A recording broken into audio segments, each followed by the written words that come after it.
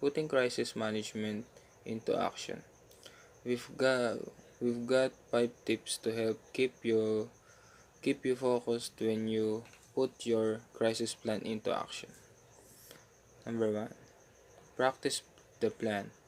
Number 2, gather your team. Number 3, follow the plan. Number 4, debrief later. Number 5, update the plan. So, dito po sa practice the plan, to be effective, organization leaders should be involved as well. Spending a few hours practicing a scenario as well worth the effort. If you don't already plan to schedule a crisis scenario session once a year. Gather your team.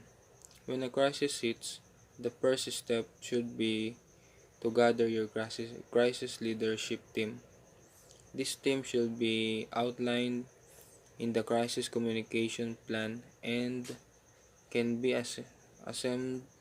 assembled even as you are gathering details on the crisis. The crisis leadership team will vary by organization but often included company leaders. Example, CEO, COO, CFO, etc. Internal communication and human resources leaders and external PR agencies. Number 3. Follow the plan. This sounds straightforward and as true as though it wouldn't need to be stated, but it does. I've been many instances in which as well defined plan is ignored or thrown out the window. Then emotions spike during a crisis. Everyone can get comfortable with the plan. The most effective crisis responses are those that follow an established crisis communication plan.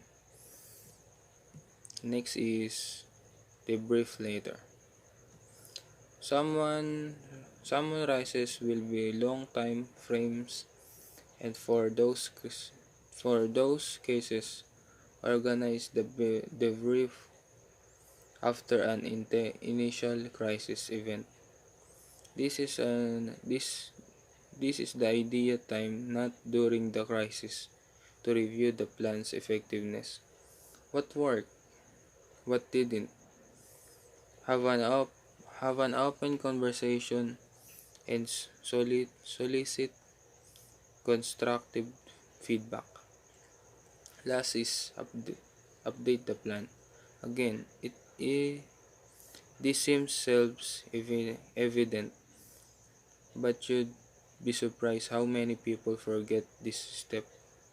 Don't forget to update your crisis plan after the debrief session.